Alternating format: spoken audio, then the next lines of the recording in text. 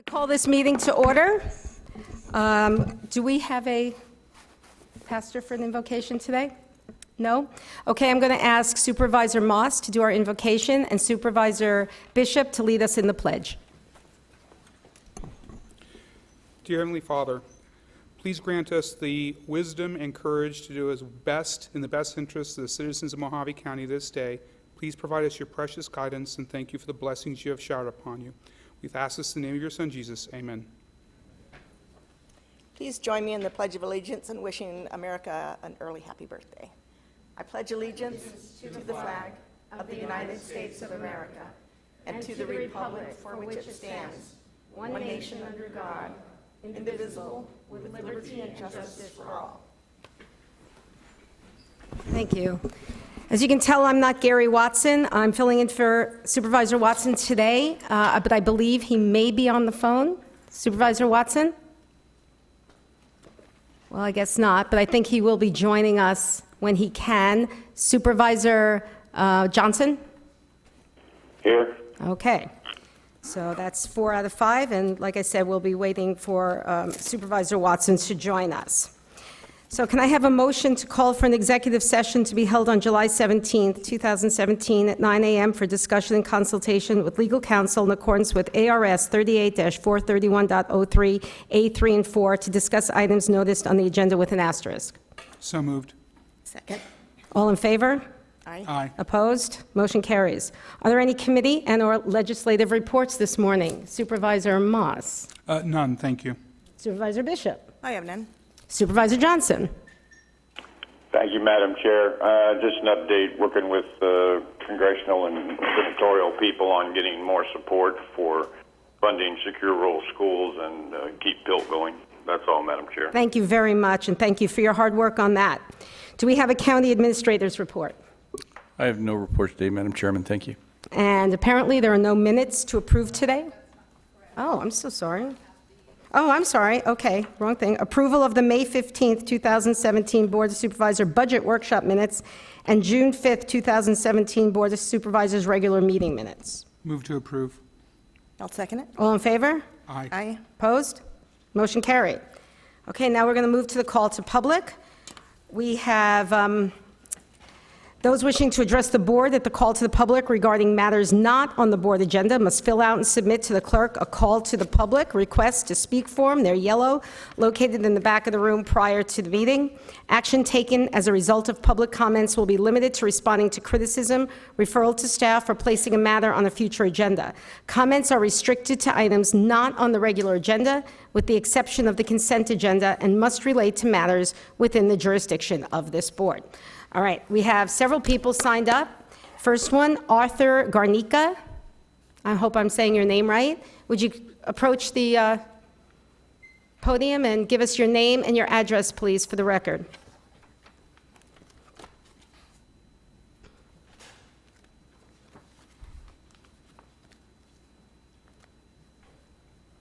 Yes, my name is Arthur Garnica. My address is 3902 East Packard.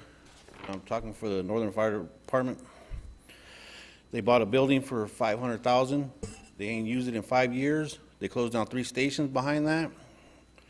I was at a board meeting, and they were talking about the water tender needed to be fixed, and Mr. Bailey said that we don't got to worry about that for 7 years for the ISO, and then we just had all these fires going on, and we had no water tender there. We had to go outside of the district to get people to bring in water, and then just a lot of stuff going on, you know, about the hiring of the fire chief, big old issues going on. And I heard him say that the old fire chief had left, he would have rated higher in his rating, but he left us over $1 million in debt. And I asked him if there's, where to get this from. He says the papers.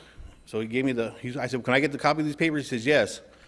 So when he gave me the copy of the paper, I went back and I talked to him. He called me a fool, told me to sit down. He had one of his union firefighters in the back, tried to tell him my 2 minutes was up, but he had put me on the agenda to talk about that, but never addressed the issue, told me to talk to the attorney. The attorney didn't tell me nothing. He was like, I'm not gonna hold back punches, and told him like pretty much like, if I talk about this, then, you know, it's not gonna show what you want me to see. But I gave him the paper, I gave it to all the board members showing that the assistant chief or whatever, or Wayne Etter, the fire intern chief right now, did not leave here with no $1 million in debt. He had left with over $1 million in grants that they didn't use, they let go away. And then, it's just like, and then this, with Vic Vicardi and all this stuff that's going on, it's just, it's not right. You know, these board members, these two board members, Bailey and Collins, are just like trying to control their board. Thank you. Thank you for coming. All right.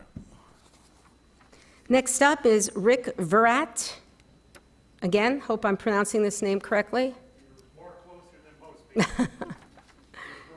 Virat. Okay.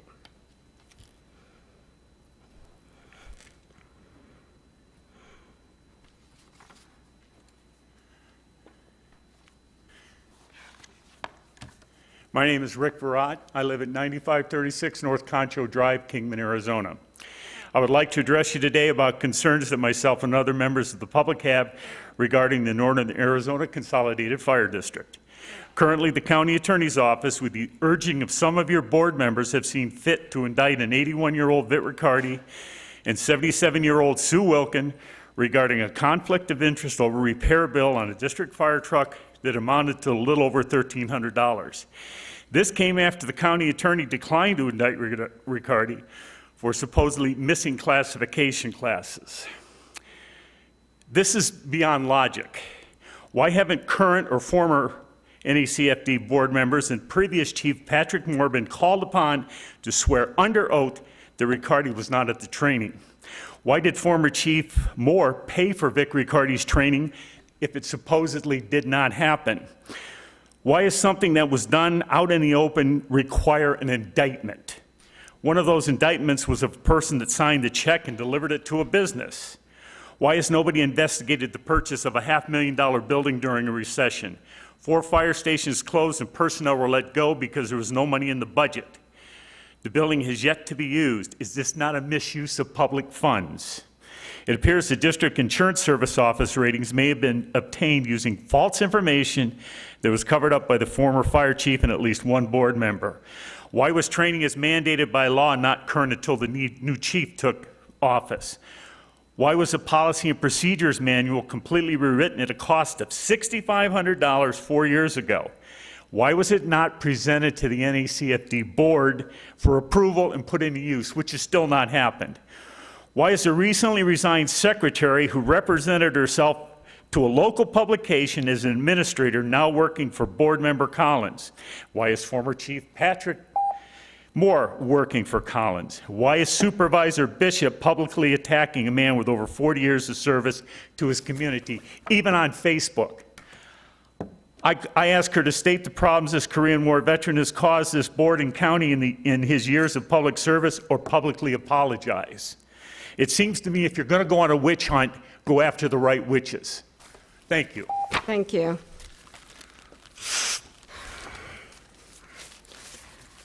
Mr. Steve Robinson.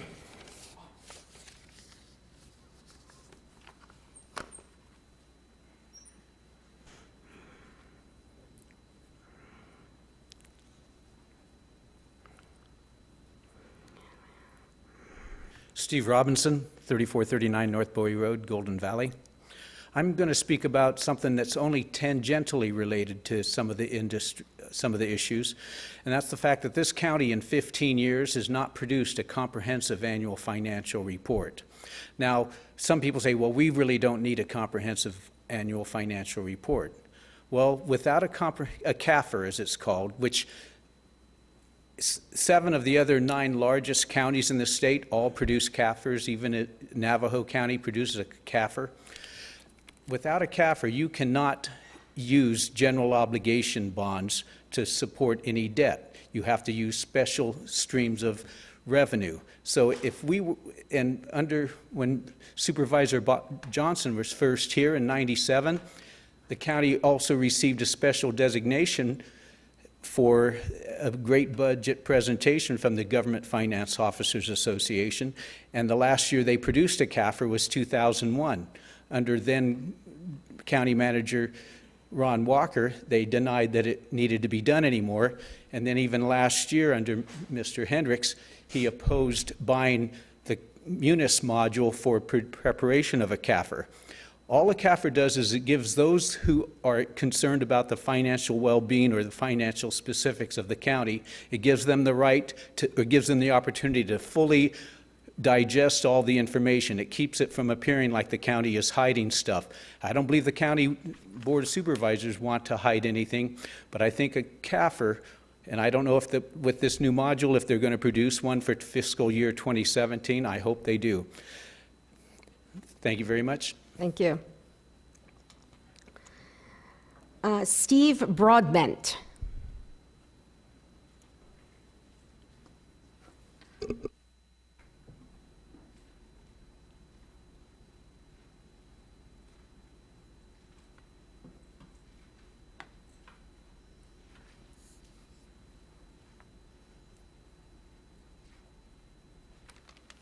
Good morning. I'm Steve Broadbent, former firefighter NACFD. Thank you, board, for having us. I'd like to point out a few things that are going on over there. In the last 5 or 6 years, people have been not replaced at NACFD.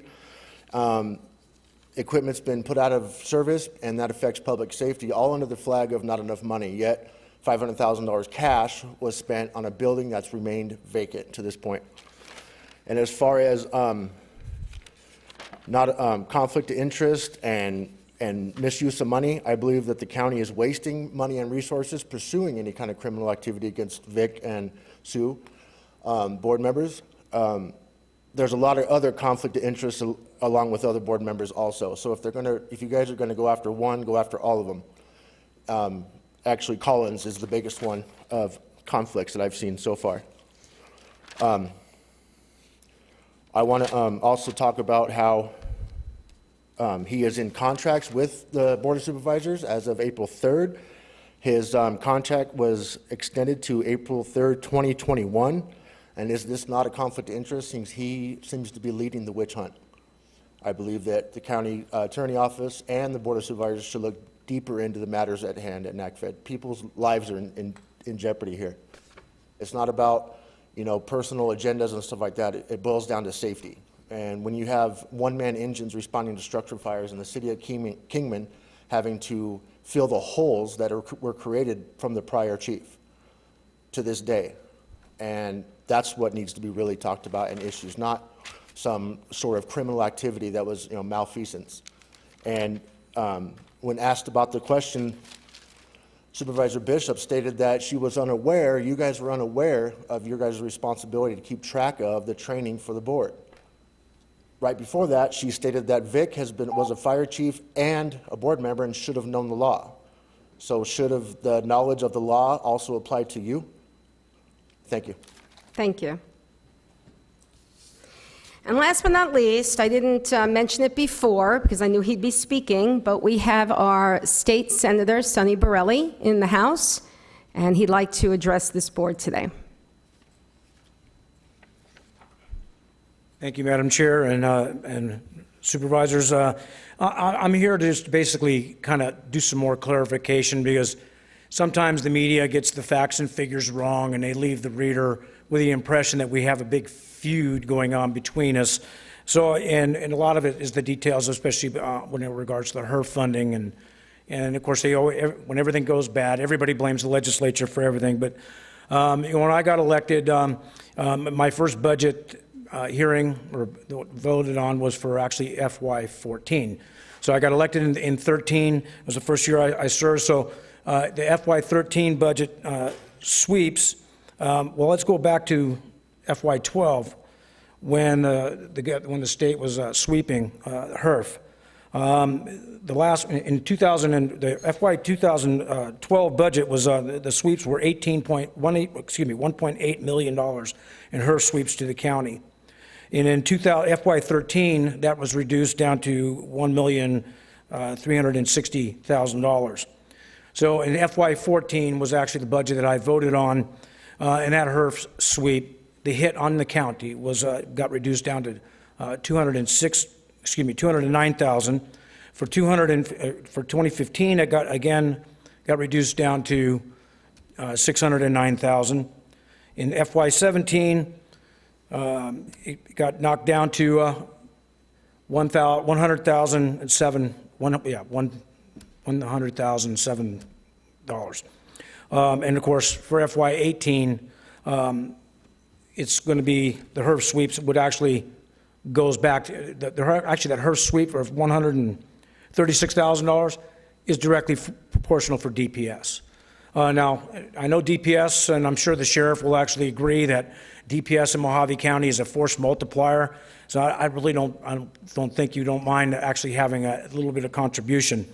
But for the sweeps that this year, or sweeps or cost shifts from the state on the county to the state, it came to $900,000, a little over $900,000. Now, we were able to get that $550,000 of lottery money back to the county, which expired in statute, so we were able to get that. And that was Representative Cobb really led the charge on dealing with that, because she was the chairman of a sub-appropriations committee, and she fought really hard for Mojave County in the House, which actually helped us out in the Senate to give me more ammo to keep that in the budget. So adding the $550,000 from the lottery, that reduced the county's liability down to $352,000. And of course, the shift back onto adding to DPS, that's a contribution, that reduced the county's hit of cost sharing down to $216,000. And I'd like to say, you know, we're working on it. We're trying to get rid of all those sweeps and cost shifts, but, you know, like, I think even the newspaper kind of misrepresented a few things when I was saying what my good grandmother would say, things like, if you want to make a masterpiece statue, you can't be done with one swing of the hammer. We have to chip away at it. So I'd like to say on behalf of myself and Representative Cobb and the state legislature, we're doing our very best to reduce the cost shifts and burden onto the counties. But I might add that, like I said, since 2013, $30 million was put back into HERF funds on the counties and the cities to reduce that impact on each county. And like I said, it's been being reduced every year, so on and so forth. But the newspaper will have it, the reader to believe that we're back to $1.8 million of HERF sweeps, and it's really killing us. But in all reality, it's not. So just to kind of clarify, so some misinformation in the facts and figures, because, you know, like Mark Twain said, if you don't read the newspaper, you're uninformed. If you read it, you're misinformed. So I just wanted to clarify that and say we're working together, and we do have a good working relationship, I feel, that with the supervisors and the state legislature. So I wanted to make sure that the folks here understand that and get on the record and say we have a good working relationship, and we're trying to work as hard as we can to reduce all these shifts, so or eliminate them. Thank you. By the way, I'm wanting to see that back pay. So. Thank you very much, Senator Burley. Thank you for taking the time to come here. This is considered the call to public, so we really can't go back and forth, but maybe sometime down the road you can come in and we can sort of have a give and take about our budget and you. And I look forward to working with you next legislative session on some issues that we'll be talking about later on today. Absolutely. Thank you very much. Thank you. Thank you. Okay, is there anybody else who wants to speak at the call to public? Seeing none, I'll close the call to public, and we'll move on to the consent agenda. The consent agenda, items 5 to 34, will be considered as a group and acted upon by one motion minus any items pulled for discussion. So, anyone have anything? I don't. Supervisor Bishop? No. Nope. Supervisor Moss? I'd like to pull 31. Item 31. Supervisor Johnson? Nothing, Madam Chair. And is Supervisor Watson on the phone yet? No. Okay, so I'll entertain a motion to approve items 5 to 34 minus 31. So moved. Second. All in favor? Aye. Opposed? Okay, item 31. Madam Chair, the only reason I pulled it, because I'm voting for this item, is to reference, so when the public is considering the options before the board, that if this passes, I will not vote for a property tax increase. We're not going to double tax the people. I would prefer that item 31 actually pass on the 17th. Okay, so this item is just to set a public hearing. That is correct. All right, so we're just going to go with that. So can I have a motion? I move that we Madam approve. Chair? Yes, Supervisor Johnson. Thank you, Madam Chair. I'd just like to point out that we just had this same basic agenda item last meeting, and it failed, and I think you're giving people false hope on a quarter-cent sales tax. That's all, Madam Chair. I agree with that. So, again, did you make a motion? I did. I move that we approve item 31 of the agenda. Okay, so we have a motion and a second. All in favor? Aye. Opposed? Aye. Okay, so Supervisor Bishop, she seconded. Okay, I'm going to, just to move it along, just for formality, I'm going to say aye. Okay? Okay, off to the public hearings now. We're going to open the public hearings on item 35. This is our treasurer's item. Discussion and possible action to consider new fees for the treasurer's office concerning costs related to the tax lien foreclosure process, successive rendering of required notices returned with forwarding addresses, and successive production of subsequent tax invoices to lien holders. Is there anyone who'd like to speak to this? Anyone? Okay, I'll close the public hearing. Motion? Madam Chair, I move that we approve item 35 of the agenda. I'll second it. Okay, we have a motion and a second. All in favor? Aye. Aye. Opposed? Okay, item 36. I'm opening the public hearing. Discussion and possible action. Approve and authorize the chairman to sign on behalf of the board a 10-year license agreement for Golden Vertex Corporation for permission to use certain public road rights-of-way or public roadway easements for the location, construction, maintenance, operation of a 24.9/14.4 kV power supply line to the Moss Mine in the Oatman area of Mojave County. Is there anyone who'd like to speak to this? I know we have some people from Moss Mine. Do you want to get up or just let it go? All right. Seeing none, I'm going to close the public hearing. Oh, okay. Joe? Come down, state your name, address. Joe Bardswich. I live at 2670 Sanctuary Road, or Sanctuary Drive in Bullhead City. I'm the president of Golden Vertex, and I certainly support this move. I should have noticed this earlier, the Golden Vertex Corp, C-O-R-P, and period, if that could be changed. Okay. We can do that, correct? It's just spelled wrong. Okay. Thank you, Joe, and a little belated congratulations on your promotion. Thank you. And thank you and the Moss Mine for all you bring and do for our community. And we actually have something later on the agenda, a resolution in support of this. So thank you very much. Thank you. Okay, I'm going to close the public hearing. Anything from the board? Supervisor Johnson? Anyone want to speak? Nothing, Madam Chair. Okay. Madam Chairman, I move that we approve item 36 of the agenda with the spelling correction. Okay, I'll second. Okay, all in favor? Aye. Opposed? Aye. Motion, No, I'm in favor. I was Yes. just a little slow. okay, everyone's in favor. 37A, I'm going to open the public hearing, discussion and possible action. Adoption of Board of Supervisor Resolution Number 2017-057, amendment to the Mojave County General Plan from LDR, Low Density Residential, Land Use Designation to GC, General Commercial Land Use Designation for Assessor's Parcel Number 324-10-059A in the Kingman vicinity that is east of Stockton Hill Road, north of Gordon Drive, Mojave County, Arizona. And the P&Z Commission recommended approval by unanimous vote. We do have, on 37, we do not have anybody signed up. But is there anybody who'd like to speak to 37A? Okay. Seeing none, I'm going to close the public hearing. Madam Chair, I'd like to make a motion. Okay. I'd like to make a motion that we approve the amendment to Mojave County General Plan from low-density residential land use designation to general commercial land use designation for assessor parcel number 324-10059A in the Kingman vicinity. Second the motion. Motion and second. Any discussion? Hearing none, all in favor? Aye. Opposed? Motion carried unanimously. I know it doesn't sound like that, Ginny, but that's what it is. Okay. 37B, Going to open the public hearing. Discussion and possible action. Adoption of the Board of Supervisor Resolution Number 2017-058.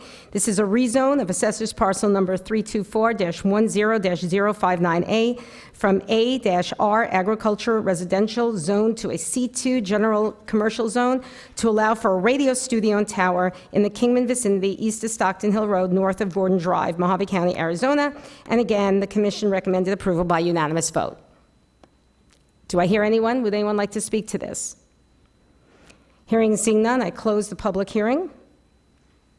Madam Chair, I'll make a motion that we approve resolution number 2017-058 for the rezone. Second. Okay, we have a motion and second. All in favor? Aye. Opposed? Motion carries. Opening public hearing for 37C. Discussion and possible action, adoption of the Board of Supervisor Resolution Number 2017-059. This is a special use permit on Assessor's Parcel Number 324-10-059A to allow for a 100-foot radio transmission tower in a C2, that's a general commercial zone, in the Kingman vicinity east of Stockton Hill Road, north of Gordon Drive, Mojave County, Arizona. And this, too, was recommended for approval by unanimous vote. Anyone like to speak to this? Hearing and seeing none, I will close the public hearing. Entertain a motion. Madam Chair, make a motion that we approve the special use permit for Board of Supervisors Resolution Number 2017-059. Second. All in favor? Aye. Opposed? Motion carries. I'm opening up the public hearing for 38A, discussion and possible action, adoption of Board of Supervisor Resolution Number 2017-076. This is to rescind and cause the property to revert from RO, that's single-family residential manufactured homes prohibited, and M, general manufacturing, zones to the previous zone of R10A, agriculture residential / 10-acre minimum lot size zone, for failure to meet the conditions which approve the rezone of Assessor's Parcel Number 206-13-042 in the Golden Valley area south of Shinnerup Drive on Oatman Road, Mojave County, Arizona. And the commission recommended rescission by unanimous vote. Blah, blah, blah. Okay. Anyone? We do have some people signed up to speak to this. First off, Kathleen Tackett-Hicks.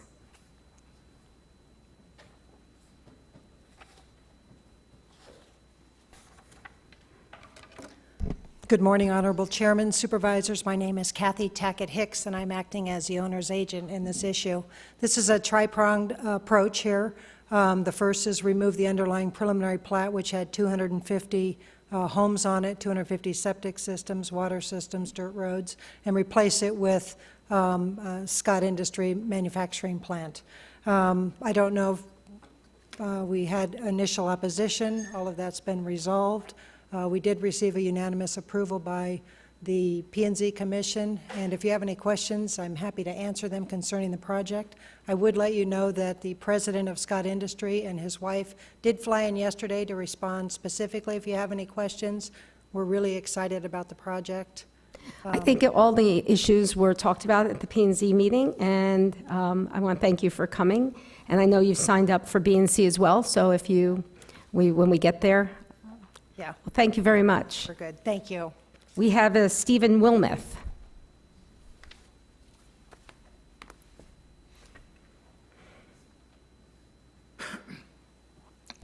Yes, my name is Steve Wilmoth. I live at 205 Hunters Creek Drive, Longview, Texas, and I'm president of Scott Industries. And if I may, it's nice to be here.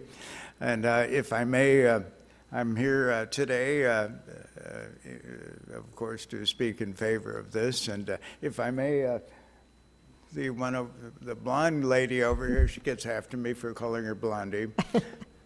My wife is with me, and we've come by to introduce ourselves and to say hello to you folks.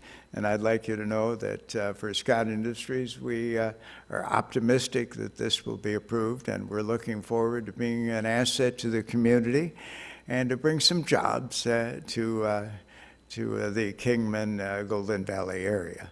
And I'm available to answer any questions should anybody ask. Anyone have any questions from the board? Comments? I want to thank you very much for flying all this way and just to be here in support of this, and we are thrilled to have you and wish you lots of luck Well, thank you with very your much. company, and anything we can help you with, please let us know. That'd be perfect. Thank you. Thank you. Scott Dunton.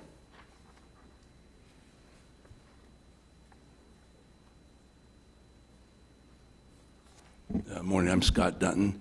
I live at 1880 Franklin, Kingman. I'm the managing partner and majority owner of Walnut Creek Estates, and we're the seller in this project. And this, the first phase here, we're in favor of having you rescind the zoning so that we can move the project on. Okay, if you have any questions, I'm glad to answer them. Any questions? Okay, thank you so much.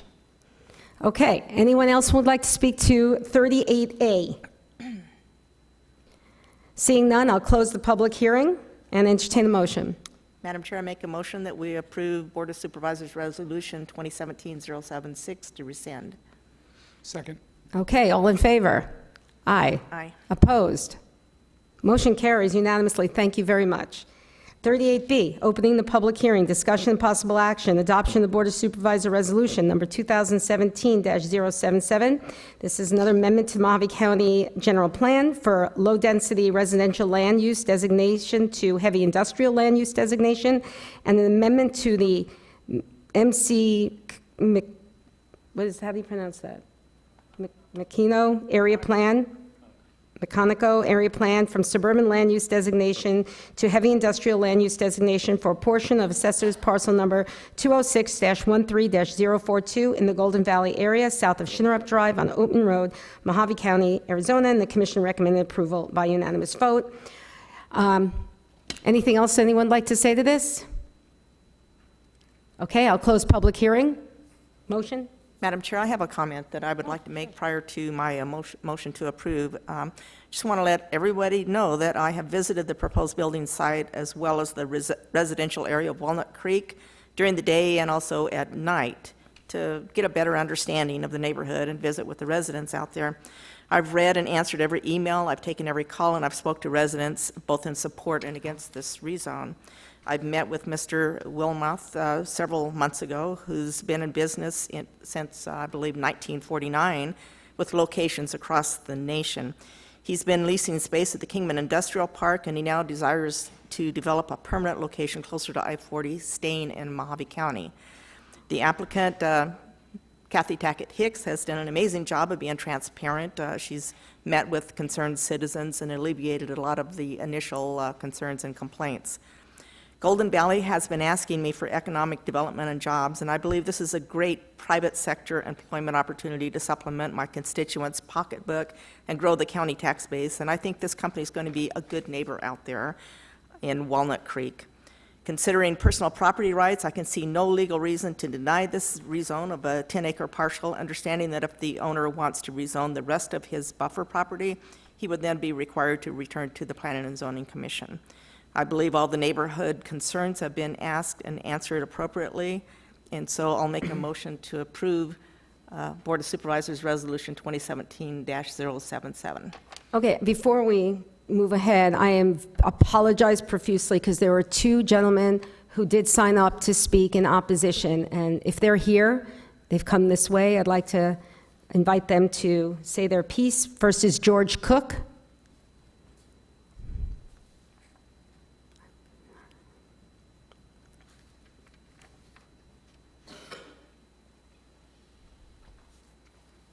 Good morning. My name is George Cook. I live at 2450 North Apache Drive. I have a lot out on 2927 West Mechanical Road. My main concern is the rezoning of the 10 acres of heavy industrial next to the low-density residential area. The airport has 120 acres of heavy industrial land ready for development. Also, Griffith and Drake off I-40 has hundreds of acres for heavy industrial. If you approve the zoning of the 10 acres in parcel 206-13-042, in the future, the rest of the 240 acres could be rezoned, and all of the vacant surrounding property could also be rezoned heavy industrial. Also, I would like you to consider Proposition 207, which could leave Mojave County liable for thousands of dollars if property values drop to heavy industrial zoning. And that's all I have. Thank you very much, and please accept my apology for not calling you down during the public hearing. They got lost in the packet. Thank you. Thank you. And Mr. Robert Romoff.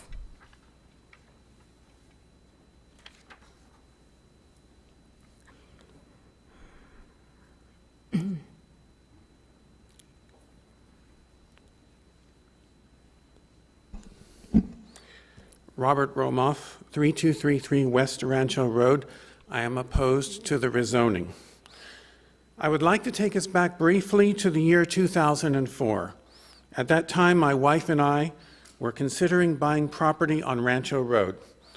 I asked the late Mr. Dennis Sims of Walnut Creek Estates, "Will Rancho Road be paved?" "I have to pave it," was his reply.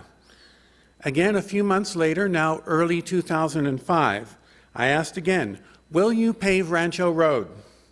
"I have to pave it," he replied. "When?" "By the end of the year." Here we are 13 years later, and Rancho Road remains unpaved. I'm sure Mr. Dunton has many excuses why our road never got paved, some of which we may hear this morning. I tell this story to illustrate a point.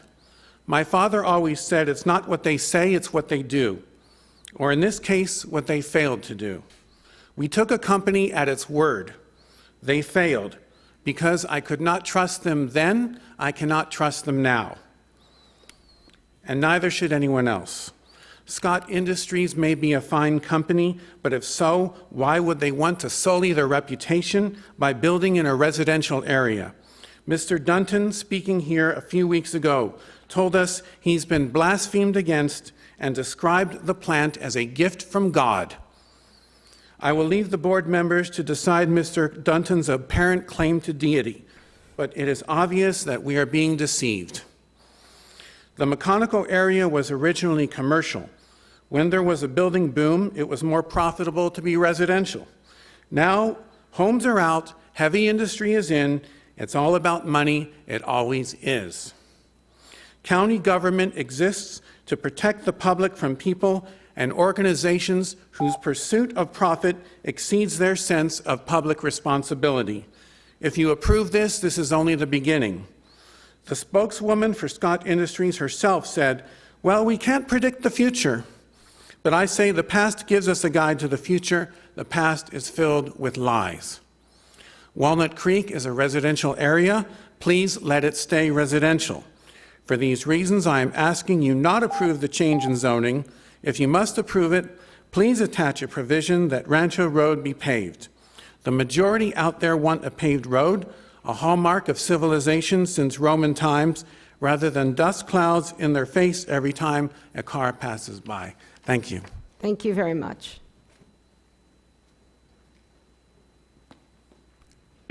Okay, that was outside the public hearing, and I think we have a motion. Second. All in favor? Aye. Chairman Inglis, did you want to address before that? we take the vote, can we ask Director Lukowski to address the Sure. Rancho Road, or maybe our county manager can? I'm just curious as to if it's supposed to be a paved road and it's not, what the circumstances are, if this is a county issue or a... I'm Scott Dutton. Could I just address that? Why don't you come down? Let's ask Mr. Lutowski first what the background is, and then... I can tell you. Okay. Okay. I'm Scott Dutton, 1880 Franklin. We did that subdivision, they were dirt roads. I can promise you that never have we told anyone that we're going to pave a road. We tried twice to do an improvement district out there because all the residents wanted to do it, and it doubled, and then it doubled and doubled. Never, ever have we told anyone that we were going to pave a road out there. Okay. We sold the people, we sold the subdivision with dirt streets. That's how it was approved. And I can promise you, since this process started, I had people that said, "Oh, you told us that that property was BLM." Not true. My dad told them that it was BLM. Not true. The fact that Dennis, Sam, or I would tell anyone that we're going to pave any streets out there, the roads were taken over by the county.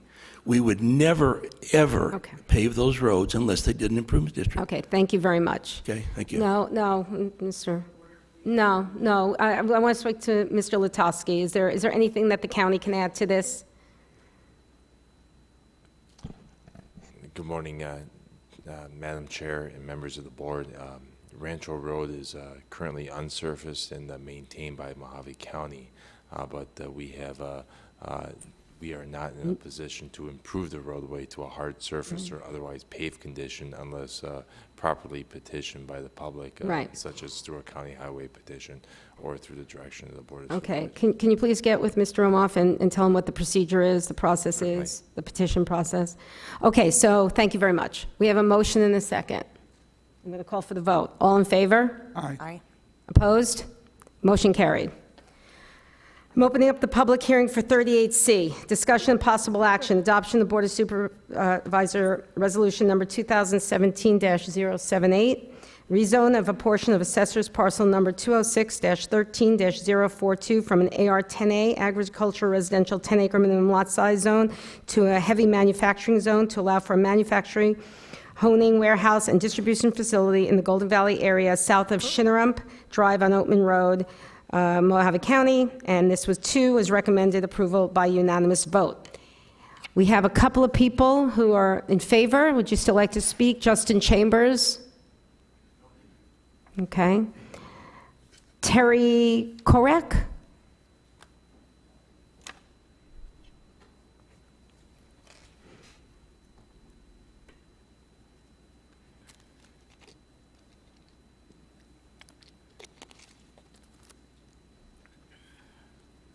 Good morning, Madam Chair and Board of Supervisors. My name is Terry Korak. I currently live at 2840 Airway Ave in Kingman. I do have a parcel of land on Rancho Road also, so I have a vested interest in this. And I am opposed to this question. I have not been party to some of the discussions in the past, although I have read extensively online various comments and emails that address this. A couple points to make that I thought I'd raise. I think that the original single-family residential / general manufacturing change to eventually the heavy industrial is undesirable, has a significant effect on the property values in Walnut Creek.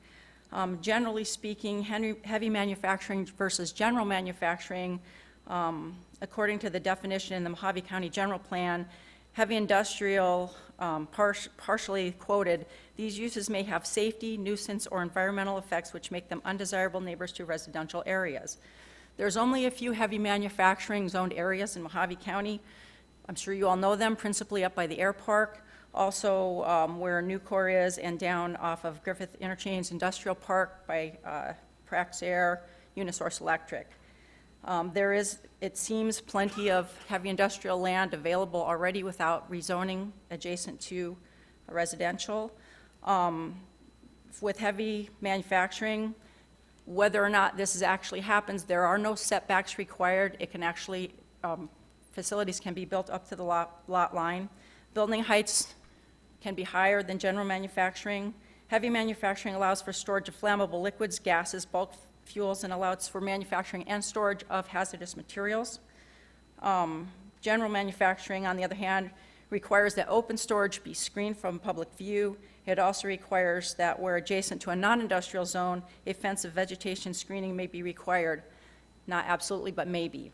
I see none of those stipulations for heavy manufacturing. I have looked at the Scott manufacturing facilities all over the country and in Canada, and it appears to me that the bulk of them are not near residential areas and are in fact screened by heavy woods or tree areas. I think from a resident's perspective, you're losing your rural community atmosphere.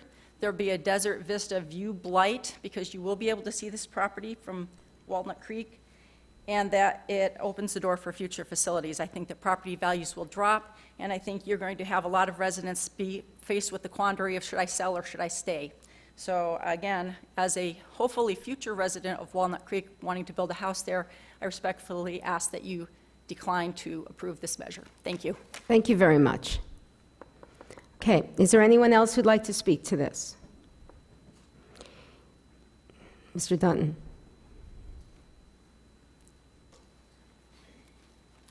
I'm Scott Dunton, 1880 Franklin.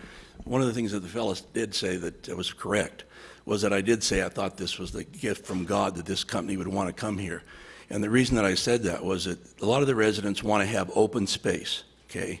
And with Mr. Wilmeth and his wife, I mean, they have one of the finest families I've ever met. They're almost like ours. Ours was been there 71 years. They've been there 67. They've never not done what they said. They buy a piece on a big piece of a property. This is 10 acres in the middle of 240 acres. In 67 years, they've never not done exactly what they said.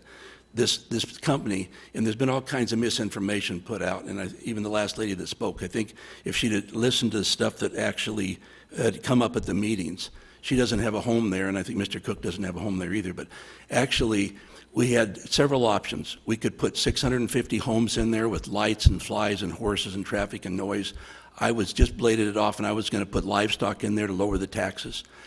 He's going to put one business in the middle of it. He uses as much water as one home. He doesn't manufacture anything. He cuts tubing. He provides most of the tubing and bars that are created in the United States. I mean, it's an amazing company. One family, no debt.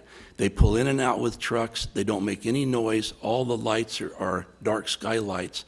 It's painted like the desert. He's got great employees. I mean, this company, if I could make one up, I couldn't make one up any better. I mean, this is a wonderful, wonderful family and a wonderful business. We're so lucky he even wants to be in Mojave County. So anybody that thinks that they're 1,000 feet on Rancho is the closest house from the 10 acres. 3,400 feet is the next direction on Rancho. They're not going to be able to, they won't be impacted. But the whole property, if you don't make him fence it, which he doesn't want to, they can ride up on their quads or horses and touch his building. He stores nothing outside. You could not find a better family or a better piece of, a better industry. Okay. After all that, I'd like to have Mr. Cook come down to Bullhead City and the Valley and maybe open up a business there. Okay. Anyone else? Sure.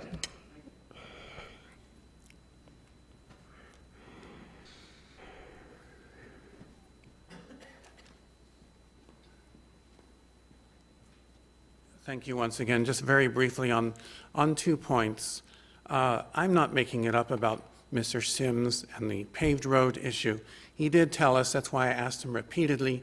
I suppose, like everything else, I should have got it in writing. That's the whole point here. We're being asked to believe something without anything written down. I don't trust it anymore, and why should I? Mr. Dutton talks about, well, he gave us, there's 3 options. Option 1 is have the steel plant. Option 2, well, I'll put my cattle on that land and I'll wean them there in the spring. I'd be fine with that, by the way. Option 3 was to put more homes, and I'd be happy with that option too because it's a residential area. So I would please implore you, this is a residential area. It's being changed. It wants to be changed to heavy industrial simply for reasons of profit. That's why you find, ladies and gentlemen, are here to protect the public, and I implore you to do so. Thank you. Thank you, Mr. Romoff. Okay, I think I still have to close the public hearing for 38C. Okay.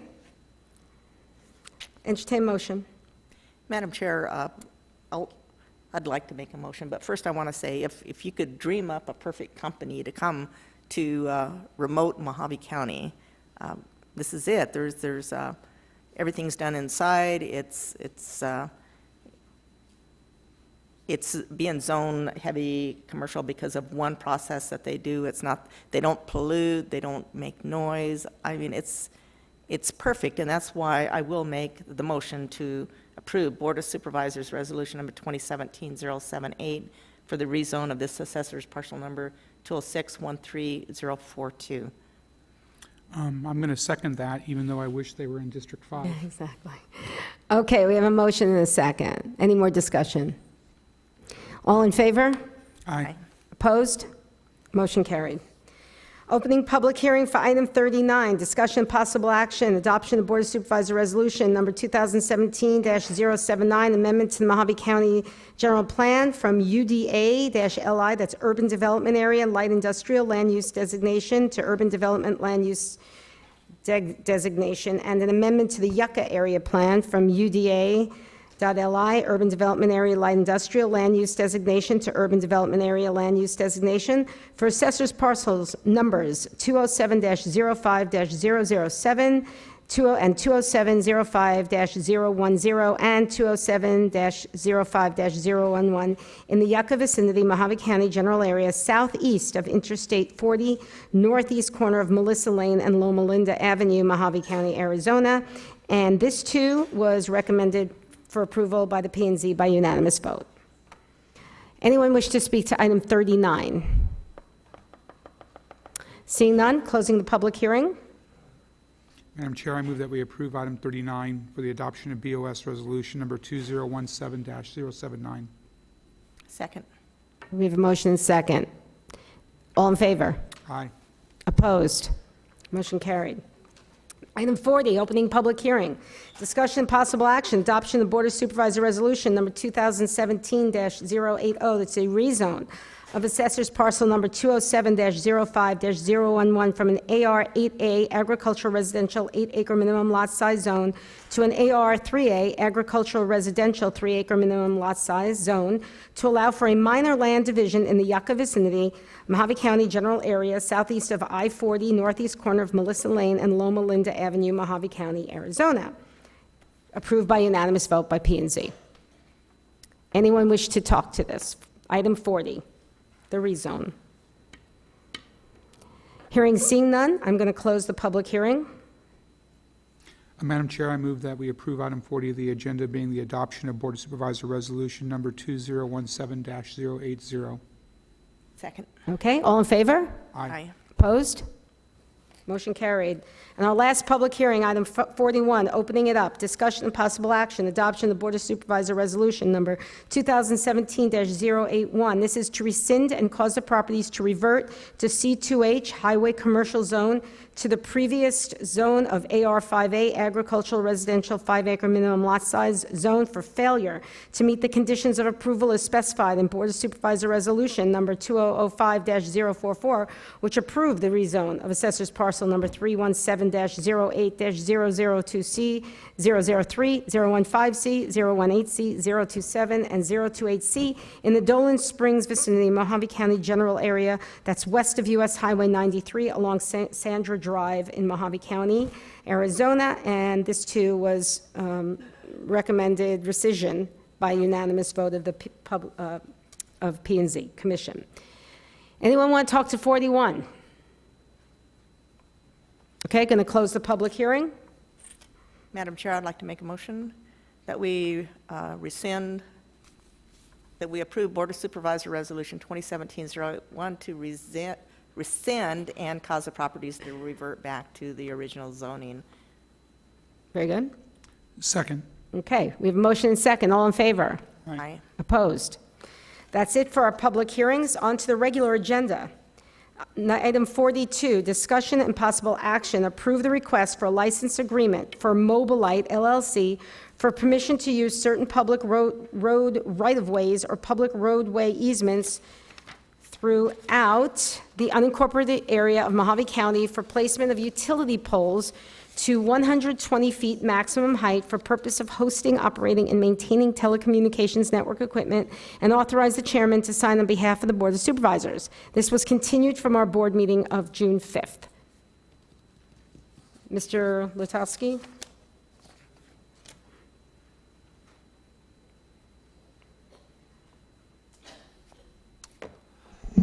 Madam Chair, members of the board, as you referred, the Board of Supervisors referred this back to staff to work with Mobilite on making certain revisions to the draft license that was previously presented. And the most notable revision entails language being inserted into the license that states prior to the building, installation, relocation of any utility pole over 40 feet in height, the licensee must receive a right-of-way use permit as well as contact Public Works so that Public Works staff can facilitate scheduling a public hearing before the Board of Supervisors to consider authorizing Public Works to issue such a permit for a utility pole. And as part of that, the license will encumber Mobilite to not only post in the field the contemplated action, but also notify by registered mail all property owners within a 300-foot radius of the site location. Again, this is for poles that are over 40 feet in height. And with regard to poles up to 40 feet, the Public Works Department would still engage in a review and approval through our right-of-way use permit process. Okay. Any comment or questions from the board? No, I've read the revisions, and with those revisions, I'll be voting for this item. Okay, Supervisor Johnson? No questions, Madam Chair. Okay. I'll entertain the motion. Madam Chair, I move that we approve the request for a license agreements for Mobilite LLC for permission to use certain public road right-of-ways or public roadway easements throughout the unincorporated areas of Mojave County for the placement of utility poles to 120 feet maximum height for purposes of hosting, operating, and maintaining telecommunications network equipment, and authorize the chairman to sign on behalf of the Board of Supervisors the revised agreement presented to us. Very good. Second. We have a motion and a second. All in favor? Aye. Opposed? Motion carried. Thank you, Mr. Latowski. Item 43, discussion and possible action, approve and sign the letter of agreement for government affairs and related services between the County of Mojave and High Ground, Inc., and in conjunction with Cheryl Sweeney of Riley, Carlock, and Applewhite for Mojave County Legal Representation Letter. The monthly fee for High Ground is $12,000. Fees for Cheryl McSweeney of Riley, Carlock, and Applewhite are as follows. Standard billing rate is $465 per hour, with Mojave County receiving at 15% discount, oh boy, on the hourly rate and the rate of $395.25. Mr. Hendricks, can you explain what this is for? Yes, Madam Chairman and board members.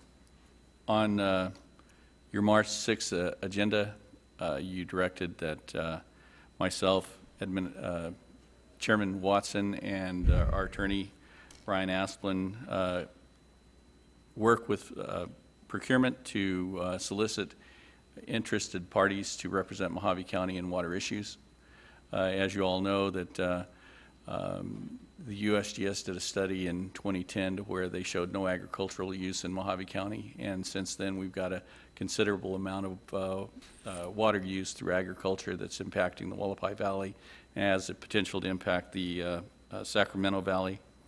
In addition, the supervisors expressed concerns that we wanted to have some say and interest in Colorado River water rights for Mojave County and retaining them in Mojave County.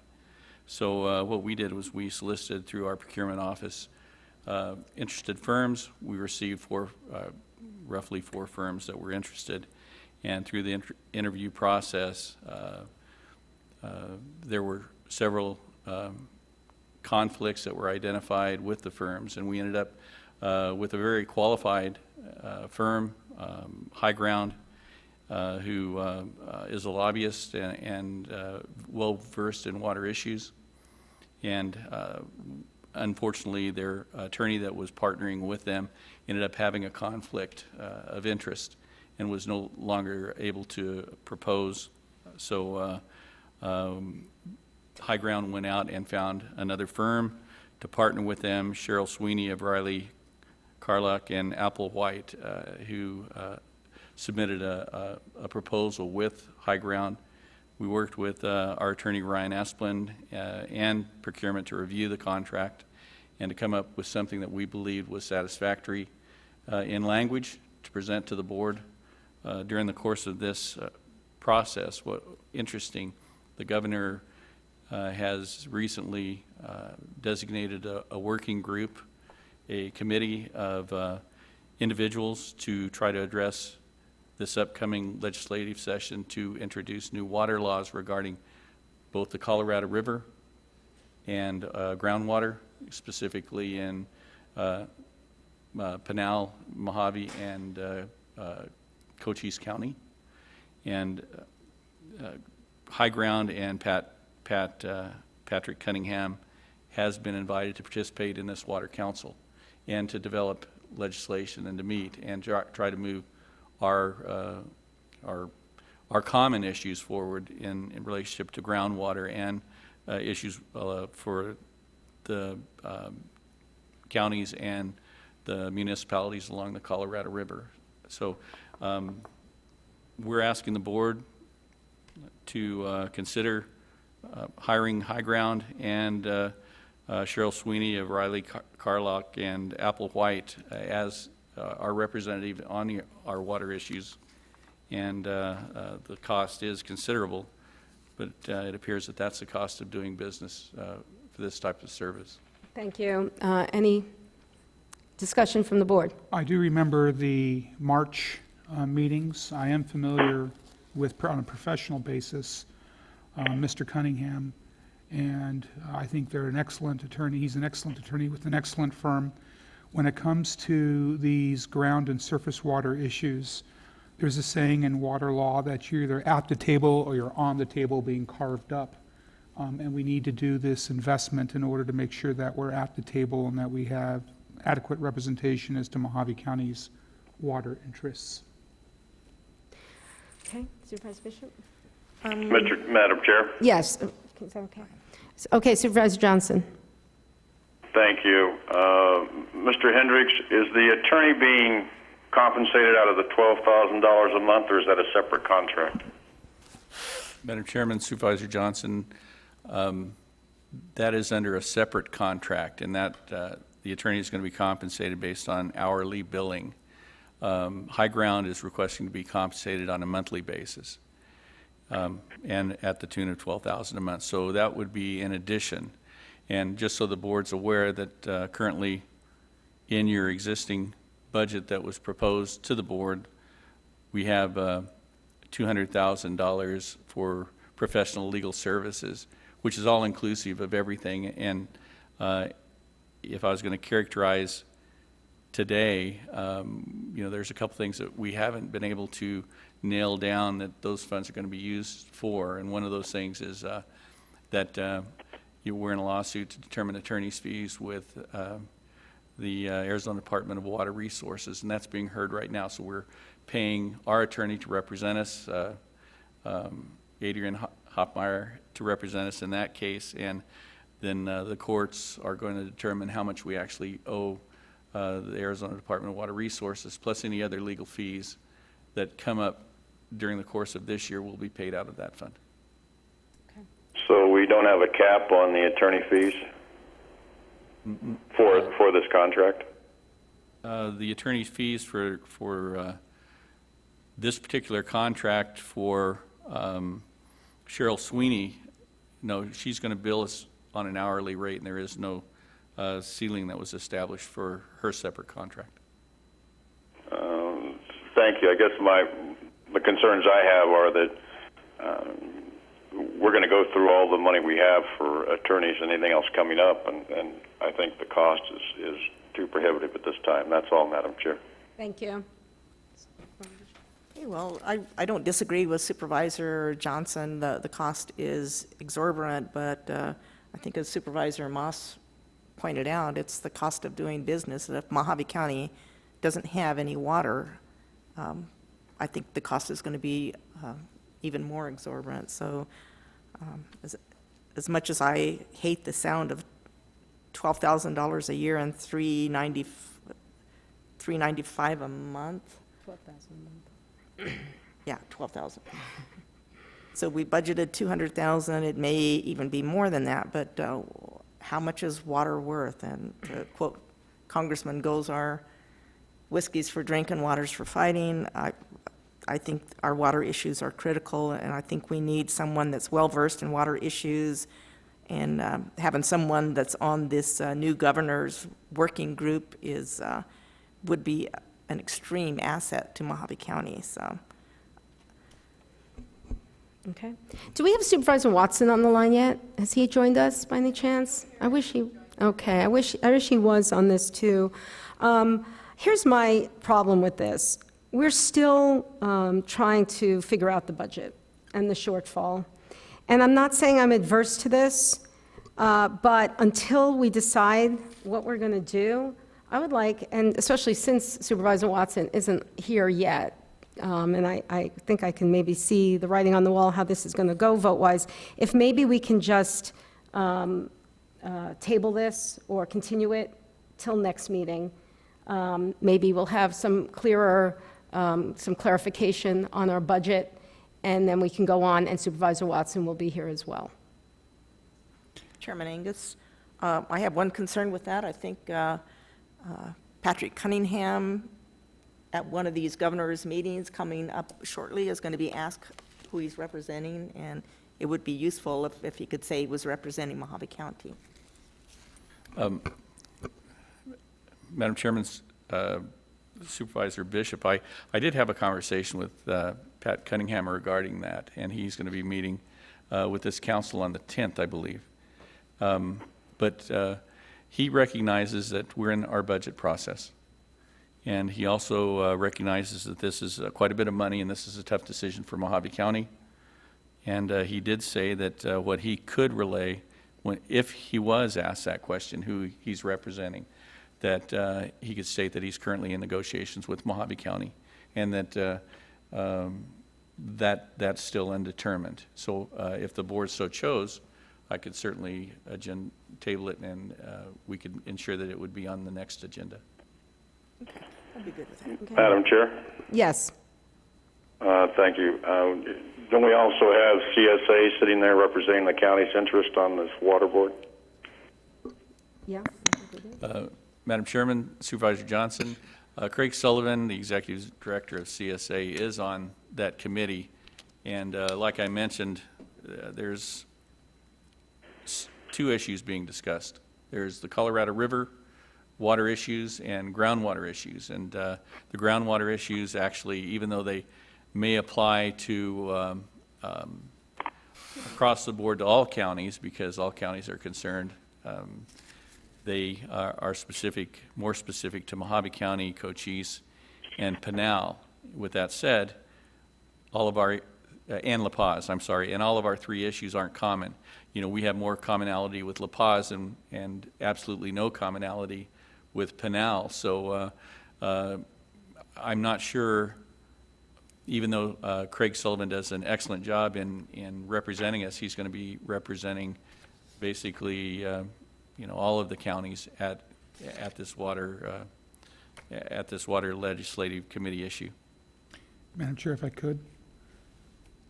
Yes. I would like to tack on or add on to what County Administrator Hendricks said. As we learned in the Phase 1 disputes, the county's interests are not always aligned. And I believe if we had someone like Mr. Cunningham, who's a native of Kingman, before he moved off to Scottsdale and became a hotshot lawyer, if we had someone like Mr. Cunningham in our corner back in 2012, I don't think we would have found ourselves in the jam that we found ourselves in.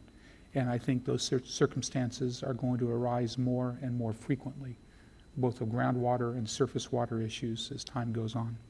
Not appointing Mr. Cunningham, in my opinion, would be penny wise but pound foolish. Okay. I would still like to continue this. If he can do that and understands it's all part of the budget, and then we'll see how it works. Sure. And Madam Chair, with that, I'd like to move to continue item 43 to our next meeting, which I believe is July 17th, with the understanding that I will be voting for it at that time. Okay. I can second that. Okay, motion and second. Supervisor Johnson, anything you'd like to add? Nothing, Madam Chair. Okay. All in favor? Aye. Opposed? Motion carried. Item 44, discussion and possible action, adoption of the Board of Supervisor Resolution Number 2017-083, encouraging the Bureau of Land Management to expedite 2 right-of-way applications for Golden Vertex Corporation for the installation of a power line and safety improvements to the Moss Mine Access Road. I put this on. It is just a resolution in support of Golden Vertex, who we heard from earlier. Anyone? Any discussion? Madam Chair, I move that we approve item 44 of the agenda. Second. All in favor? Aye. Opposed? Motion carried. Thank you. Item 45, discussion and possible action, adoption of the Board of Supervisor Resolution Number 2017-084, opposing the permanent transfer of any Colorado River water rights allocations designated to the town of Quartzsite, Arizona, to the Central Arizona Water Conservation District for use in the Central Arizona Groundwater Replenishment District or any other entity. I spoke about this in my supervisor's report at our last meeting, and since then, there has been some activity in Quartzsite. I believe the citizens of Quartzsite have put together a petition, and they're going to put a referendum if this thing should pass, and I have been asked to call some people in Quartzsite, so they're mulling this over. It's not a done deal, and so this resolution is to hopefully stop that transfer, as we discussed. Madam Any Chair, I make a discussion? motion that we approve resolution number 2017-084 in opposition. Second. All in favor? Aye. Opposed? Motion. You're opposed? Yes, Madam Chair, I don't think that it's something that we should be getting involved in. Okay. So it's 3-1. Item 46, discussion and possible action, review of available options to cover the budget shortfall without instituting tax increases. Okay. I put this on the agenda. It wasn't on before. It was kind of at the end, and I apologize for that. I thought it was important that we start talking about this a little early on so we don't find ourselves up against the wall making decisions with not enough time to really talk about our situation. Here is what I'm about to say. I think Ginny, excuse me? Oh, I did. I actually did. Okay, well, I can do it before or after, but Steve Robinson, you want to speak before or after I do? You sure? Okay, because you're the only one signed up. Okay. I put this item on the agenda to discuss ways we can cover our $2.8 million shortfall without raising taxes. I want to make it clear now that last week we were told it was 2.5, but our PILT money came in short, $300,000, so now it's back up to 2.8 million. I wanted to start this early because there's been a lot, I believe, misinformation in the press, and our citizens are rightfully upset about the prospect of county raising their property taxes, and I believe this year we don't have to. There are 3 ways to balance the budget: taxation, budget cuts, and taking from savings, in this case, our fund reserves. I believe we can balance the budget by just doing 2 of these things. Let's start with our designated shortfall, 2.8 million, because we received 300,000 less from PILT. Of that, 1.2 million is payback for the whole pension lawsuit we've spoken about in depth. I've learned since our last meeting that there's a way we can roll this into our larger debt this year. Many government entities are doing it because, frankly, no one can afford to pay it. I'd rather not do it, as again, it just kicks this problem down the road, but it's an option.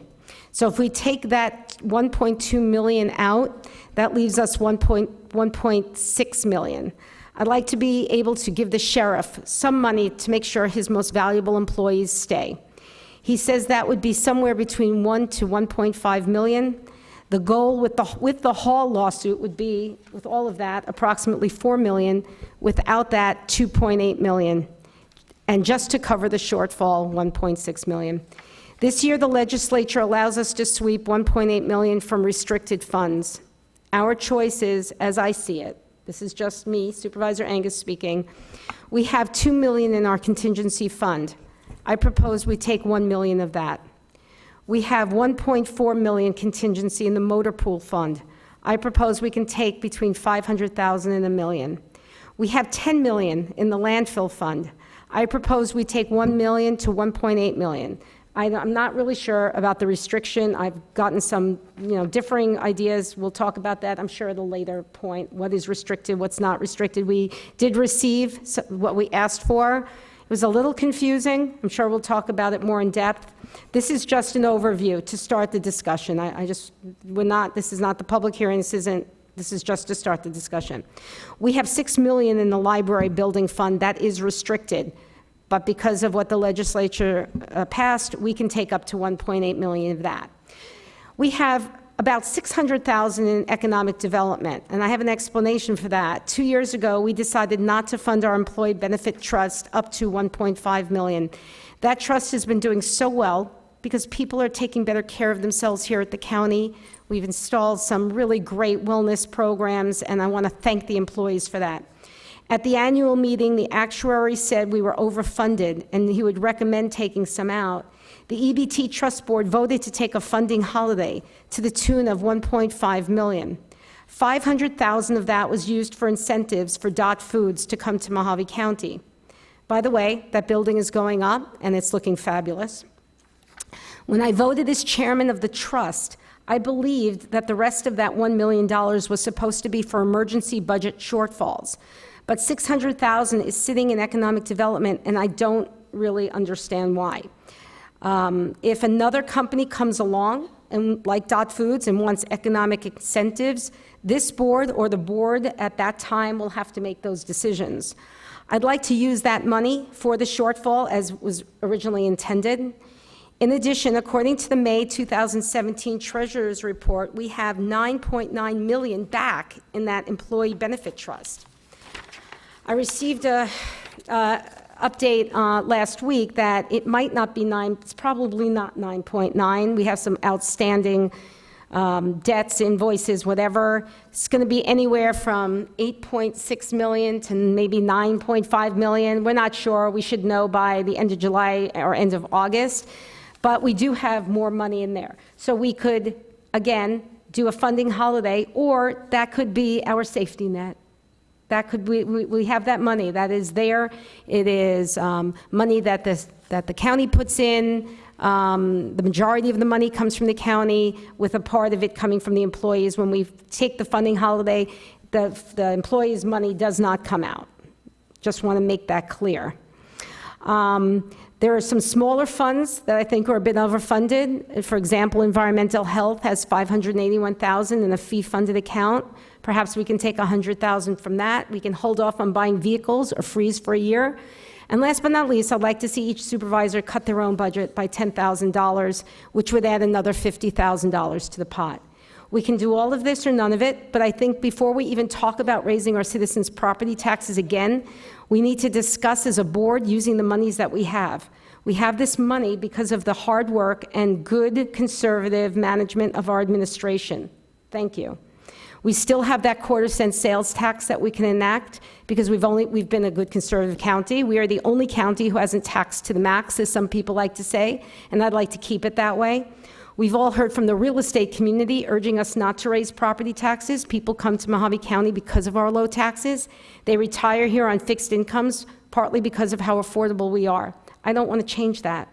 But even if we cover our shortfall this year, it still leaves us with our crippling pension debt and a crippled sheriff's department. The only way to fix that is a sales tax, and apparently that's not going to happen this year.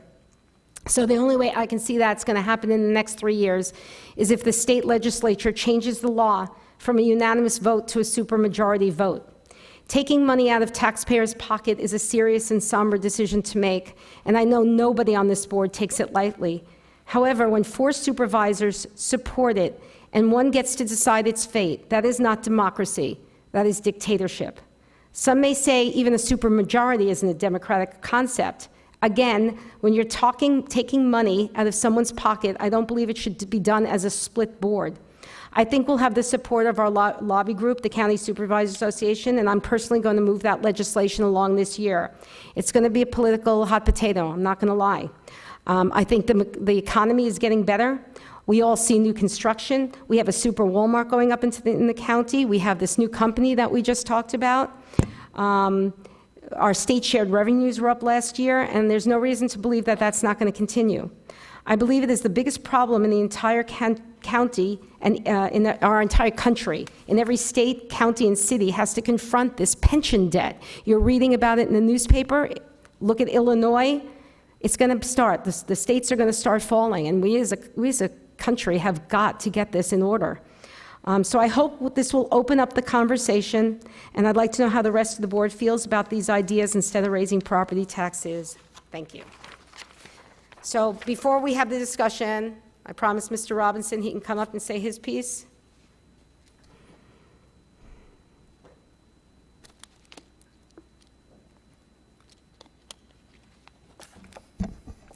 I'm Steve Robinson, and I approve that message. I'm going to talk strictly about the general fund. There's 3 reasons why the general fund itself proves that we do not need to raise income taxes or property taxes. The original general fund budget showed a $2.8 million deficit. That included a $2 million contingency fund of which last year we used a whopping 35,000. Prior to the last several years in the prior administration, all of the carry forward was considered contingency funds.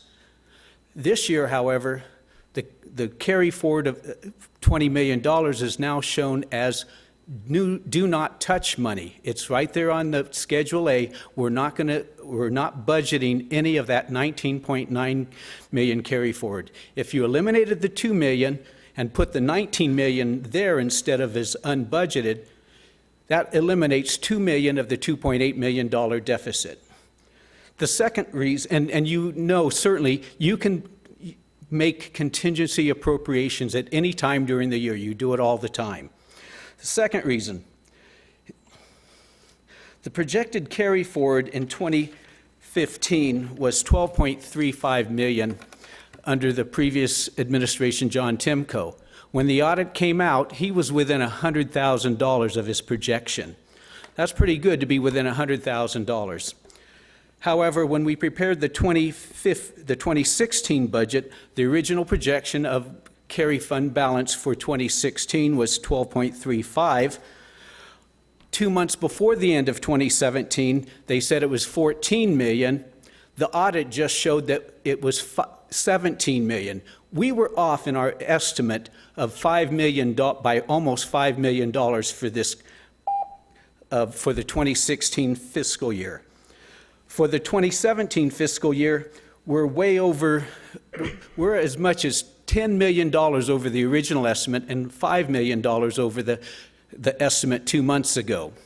So there's a lot more money. We're going to probably end this fiscal year with $24 to $26 million in the general fund, based upon the county's own figures. There's $23.5 million. The last reason, 2 years ago, or last year, they projected that we needed 16 million contingency.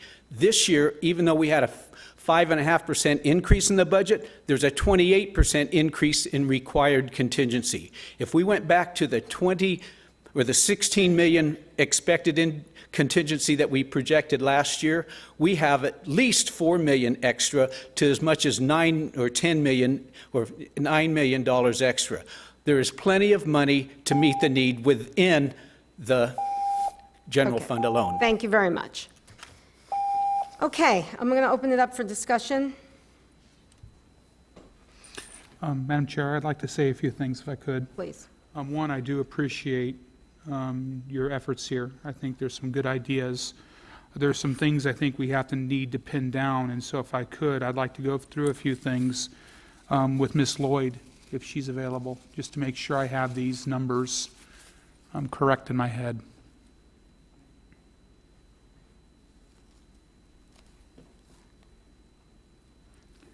And I'm sorry to put you on the spot, Ms. Lloyd. I know I'm going to be asking you questions about 1,400 plus pages, and I'm sure you're very well versed on it. The current deficit that we have is $2.8 million according to the budget. Is that correct? Right. Does that $2.8 million include the $200,000 for the water attorney? It does. Okay. If we were to take out or defer the $1.2 million owed to the pension plan, as I've heard referenced we are able to do, would that reduce our deficit to $1.6 million? Correct. Is it legal to defer that $1.2 million? Yes, it is. But would that also increase our pension debt to $40.2 million, give or take? That's correct. That's the downside of that. So the money's not going anywhere. We're just paying more on it as time goes by. Plus interest. Plus interest, yes. So if the 1.6 million would be then our new deficit that we'd have to cover. Are you with me so far? Yes. If we swept $1.8 million from restricted funds, is that the current state maximum that we're allowed to sweep? Yes, it's the 1.2 million plus the additional cost shifts that we are allowed to sweep. Okay, what 1.2 million are we referring to? I'll be right back. Okay.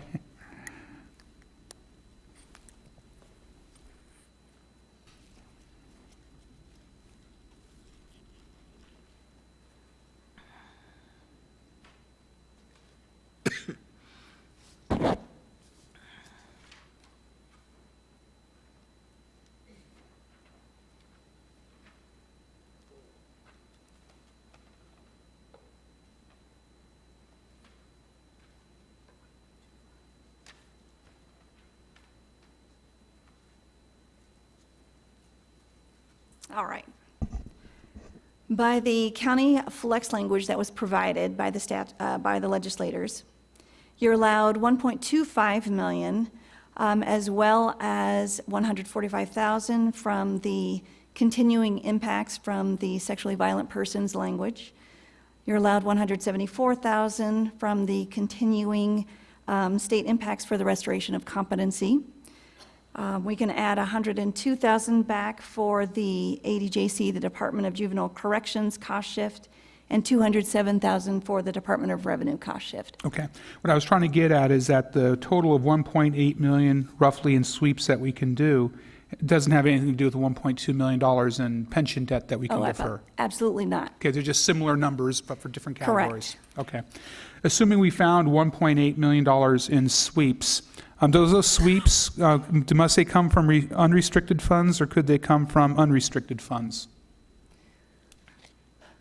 They need to be from unrestricted funds. The state's authority to sweep, Gary Watson. Has joined the conference. does the state's authority that's granted us to sweep, is it required to come from unrestricted funds? I'll defer to our attorney who's researched that a little bit more. It doesn't appear that it has to come from unrestricted funds. It So we can can- go beyond that. For example, it can go, looking at the terms, looking at the language of the statute. Let me look at it again. Hold on a sec. We can essentially take it from anywhere according to the state legislature. Is that correct, Mr. Esplin, to make sure I'm correct? It is. It's broader than, it can go past restricted funds. For example, it says including monies of any county-wide special taxing jurisdictions of which the Board of Supervisors serves as the Board of Directors. Okay. Which we have some of those. Okay, I just want to make sure, because I'm building flow charts in my head, so it's, I appreciate that, yes. But if I can add just before, and then you can add, Mike. I would just add, though, that I still think there are some restricted ones. But unrestricted, yes, there are some restricted ones. For example, the county-wide special taxing jurisdictions, which would normally be restricted. So it's a combination of unrestricted and some special taxing districts? Exactly. Okay. And then, and I would also say that there are also some other ones that just, at that point, I'd have to go on a case-by-case basis. Which ones would be yes, which ones would be no. Okay. But this does give a wide discretion that normally would not be available. Okay. Sorry, Mike. Thank you. Go ahead. And I'm not, No. you're not interrupting me, County Administrator Hendricks. I'm just going through the line. Go ahead. And that was a very good response. And what I understood also, the districts are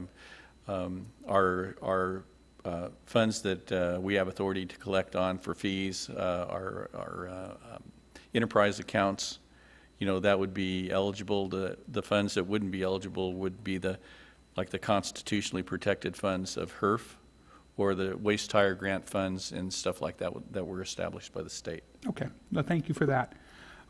So if we were to sweep from one or more funds, $1.8 million, that would put us to a surplus of $200,000. Is that right? That's right. Okay. Now, up to this point, our $2.8 million deficit, which if we followed that progress, that chain, that gets us to another $200,000 surplus, that $2.8 million, does that include $2 million in contingency? It does, yes. Okay. And does that 2.8 million, we've already make sure to say it, does it also include the water attorney? Yes, And does it include money for the sheriff's compression issue? it does not. Okay. And let me clarify, on the water attorney, it was 200,000 is what we'd included. Yes, I'm going through some of the categories of that $2.8 million deficit. Okay. All right, so we now have a $200,000 surplus under this particular flow chart. If each supervisor was to take a $20,000 cut from our budget, that would add another $100,000. Is that correct? The 20,000 times Yes, 5, 20,000 yes. each. Yes, Okay. So that would get us to a $300,000 surplus. okay. The EBT holiday, how much is in the EBT account? I've heard two different numbers. Okay, let me provide you the easiest response I could try to explain that by. At any point in time, we have a cash position, and we close the year, we're going to close the year June 30 with let's say 9.7 million in cash. However, we still have bills that were incurred but not paid from May and June that carry over into July and August that will be recorded against that cash. Okay. So there is 9.8 million or whatever it is in the EBT account. It's just that some of those have charges pending against them. That's correct. So what is, after those charges are deducted, what is in the EBT account? So I was estimating that it would be somewhere between 8.5 and 8.8 million. So 8.5 to 8.8 million. Let's go to the low end of 8.5. The auditor suggested that we keep 7.1 in that account. Is that right? It was the actuarial, and they recommended that we keep a minimum of 7.5 million. 7.5. So it'd be $1 million that we could declare a holiday on the EBT fund. How much would that net for the county? That would end up resulting about 600,000 and change, 600,000 to 700,000 for the county general. Because it doesn't all come back to the county. There's other sources that would have to. Okay. So that would give us a plus roughly 600K. So we now have $900,000 to the good, which is inclusive of our contingency of $2 million. That's correct. Okay. The health department fee account, which has $500,000 or $600,000 in it, is there anything preventing us from taking that in whole or in part? The health department fee account? The fee account, which $500 and I think $80-some thousand in it.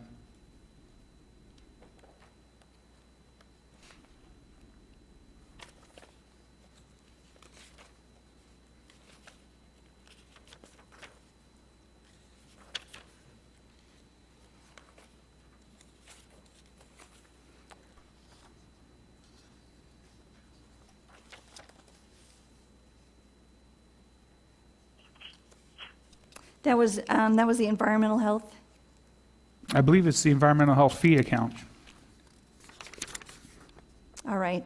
And I believe that Attorney Esplin is marking that as 590,000, that it is not, that we should not sweep that. Is that correct? The environmental health?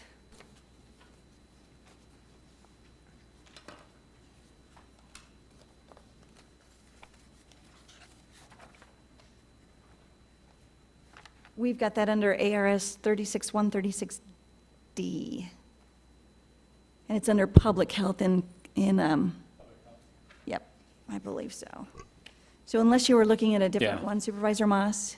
Yeah, I would not. I'd have to look at it again. When I looked at it, ARS 36136D, I could pull it up right now, but when I looked at it last week, I would recommend not using that account. Well, is that a legal analysis or a public policy analysis? Is there a restriction on it? I tried to keep it strictly to legal. I'll pull up the statute right now just to double check, but when I looked at it last week, I felt that it was not appropriate to take legally, not from a policy standpoint. Let me see. Yes, this is one that the state specifically says you shall administer the funds according to these amounts, and it spells out exactly how it should be done. This is one that would not be a good idea to try to take from. Okay, what does the state say we should be doing with those funds? Well, it's a long statute, but there's a director, and then the director says you delegate it to the health department, and then the health department does this, and then specifies the money is appropriated, made available to the department, may be allocated in a manner designated to ensure the accomplishment of recognized local public health activities and delegated functions, powers and duties in accordance with the applicable standards of performance. So it's all tied to public health and those kind of things. If you were to take it from one and move it over to another, it wouldn't be for those specific purposes. Okay, let me get you there for 1 second, Mike. I want to make sure I follow this particular statute. Do we allocate monies out of our general fund to public health? I don't know the answer to that. Mike, do we? And Madam Chairman, Supervisor Moss, that's what I was getting at. One of the questions that I would ask, and I don't have the statutes in front of me and I'm not versed on them, but the public health statutes may refer to monies that are received from the state of Arizona. Environmental health actually has fee for services that they charge for inspections and things like that. So the environmental health fund, even though I'm not familiar with how much it actually is, it might be 500,000, that's what was listed. But it would be similar and handled similarly, I would think, as like building permits or any other fee for services that we provide as a county. So we could take them? I don't know. That would have to be answered by... Potentially we could Yes, take sir. them. Okay. And I don't mean to pull that out. It was just referenced in Supervisor Angus's comments, which is a very good series of comments.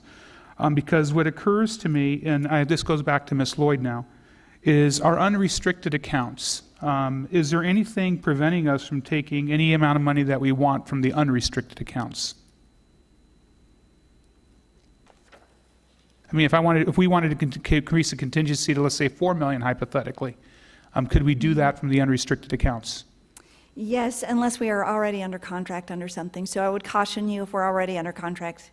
But otherwise, the answer is yes, you could. Okay. So the reason I'm doing this is I'm just double checking Supervisor Angus's math. Okay. And forgetting expenditures on the sheriff and whatnot, which needs to happen, and some other items which need to happen. I'm just going through this mentally, and it looks like we can increase the budget $900,000, inclusive of a $2 million contingency. So there's $900,000 still to allocate, which we could use for, let's say, sheriff's compression, under that hypothetical we just did, and that could actually potentially increase even further. Would that be a fair enough analysis of what Supervisor Angus has said? I would agree that that is correct, and you would have to then make choices under Sure. those, with the funds that you're going to use for something else, than portions that we would need to cut in those other funds. Oh, absolutely. I understand that. We're talking legalities and math. I'm not talking good public policy. We have another month or so before we get to that. I'm sorry, County Administrator Hendricks. Yeah, Madam Chairman, Supervisor Moss, I did want to make one important point regarding these types of proposals that we discussed when we first started. One of the things that staff never, of course, the board has a lot of flexibility on what they decide. They have maximum flexibility on what they decide, and staff's is just a recommendation. And I think when I first started, I said staff would never recommend using fund balances for balancing the budget, balancing operations, because fund balances were established over years and years, and it's a one-time lump sum amount of money, and once it's used, it's not sustainable. Once it's used, it's gone. And I just wanted to make that point, that if you're utilizing fund balances for operations, that's a one-time thing, and then what happens next year? Well, Mr. Hendricks, if you had been patient and waited for me to finish sorry. my comments, I would have got there. Sorry, my apologies. So what Supervisor Angus is proposing, Ms. Lloyd, could happen this year. But what would the end result would be, we would not be able to do it next year because those monies would be gone. That's correct. Okay. All right. That's what I have. I want to congratulate Supervisor Angus and thank her for her work on this. I think this is something for the board to consider, and each supervisor should be putting together their own specific plan in a flow chart form. I intend to do so, and will be presenting something on July 17th. So thank you. Okay. I believe Supervisor Watson has joined us. Supervisor Watson? Good morning. Thank you. Yes, I am. Good morning. You almost missed it. We're on item 46, as you probably surmised, talking about ways to cover the budget shortfall. It's just a discussion. Is there anything that you wanted to say? Nothing that I have to add at this time. I'd certainly like to look at the flow chart as designed after the discussion this morning. Okay, thank you. How about Supervisor Johnson? Supervisor Johnson? Nothing, Madam Chair. Okay. Supervisor Bishop, anything you want to add? Not at this point. I think I'll wait until our next meeting, but yeah, I have plenty to add. I just don't think this is the right time. I want time to digest what you have put out here. There's a lot that I don't agree with, but there's a few things that I could compromise on, especially reducing my budget. Obviously, I've never used the entire budget anyway, so I have no problem with cutting it, although it just goes back into the general fund if it's not used. I don't think that analogy, I don't think any of us really spend all of our budget, so. Yeah. And this is the point I'd like to make, Supervisor Angus, on this. I think we could, as you said, balance the budget this year and still deal with our sheriff's department without raising taxes. I think that's really foreseeable or potentially possible. It does come out at a significant cost that the public has to be aware of. One, we're increasing our pension debt again. I mean, we're getting even more in debt for future generations. And we'll be paying more interest on that. The second is that we will have completely gutted our ability to be flexible next year. In that, if you thought some of the tax increases being proposed now were extreme, wait until next year when we don't have any flexibility. And if our pension debt situation has not been clarified by the state legislature or others, if we do not have the ability to use the sales tax, we are going to be in worse circumstances than we were this year. I am willing to consider this. In fact, I would prefer that we consider this, and I'm going to try to put a plan together. But it is not a panacea. It cures nothing. In fact, we get sicker if we do this. We will essentially be acting as if we were the state of Illinois, is what it comes down to this year. That's true. Well, one of the options is to take care of that 1.2 million. We can do that first. That can be our priority. These are just all options. Absolutely. Out there. We can take care of that. And that is a one-time thing. Right, and I think that I just took us down to 900,000. I think that, $900,000 in unallocated funds plus a $2 million contingency. And I think there could be more that is found. It is not going to pay off the pension debt. We don't have enough money in the unrestricted fund balances. We're not going to be able to do a variety of things that we still need to do. What I'm saying is we can do this, but we're taking poison to do this. We're getting sicker, not healthier. Well, we're living within our means is the point. But Yes. anyway, Chairman well, Angus, thank you. I also wanted to point out, I sent you a copy of the sheriff's email saying the minimum that he needs to fix his compression, and it certainly wasn't $4 million. So I think as much as we love our sheriff and want him to succeed, I don't believe that $4 million is even close to the amount that he actually needs. And so that needs to be looked at as well. And I was surprised no one brought that up. But Is it more than or less than 4 million? 1.15, 1 million to 1.5 million to fix the compression. We have a sheriff's office representative here. He's we here. have the A sheriff sheriff, himself. there he is, sitting next to Senator Borelli. My money's actually on Sonny. Sheriff Schuster's, I think, bigger and stronger, but Sonny's sneakier. And as the sheriff's walking down, I have hopes that the state of Arizona will step up and help us, but we don't know that and we can't count on it, so. Good morning. Good morning, Sheriff. How much do you need in your budget this year? What's the minimum that you think you would need to get past In your order things? to fix compression, the minimum I would need is 1.5 million. That's just for compression? That's no new It's just hires? compression, that is no added staffing. Okay, so would that be able, what's your current deputy count right now? 87 total deputy sheriffs, we're looking at 52, I want to say, actual on-patrol deputies. Okay, so between office staff and on-patrol deputies, you're at 87 million?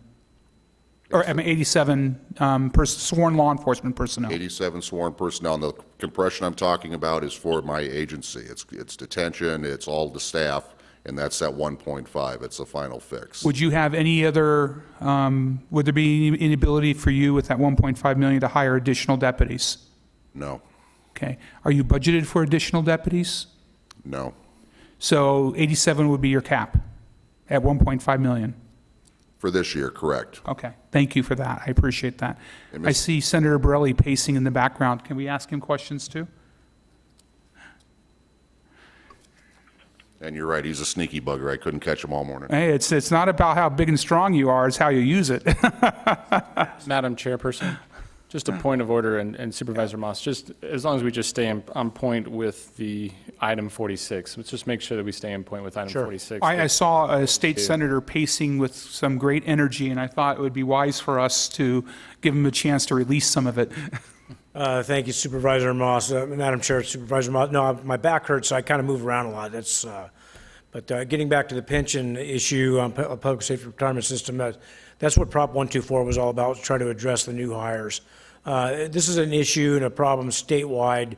Cities, counties are all having, and the state has a problem with the public safety retirement system. Prop 124 was supposed to address that for the new hires.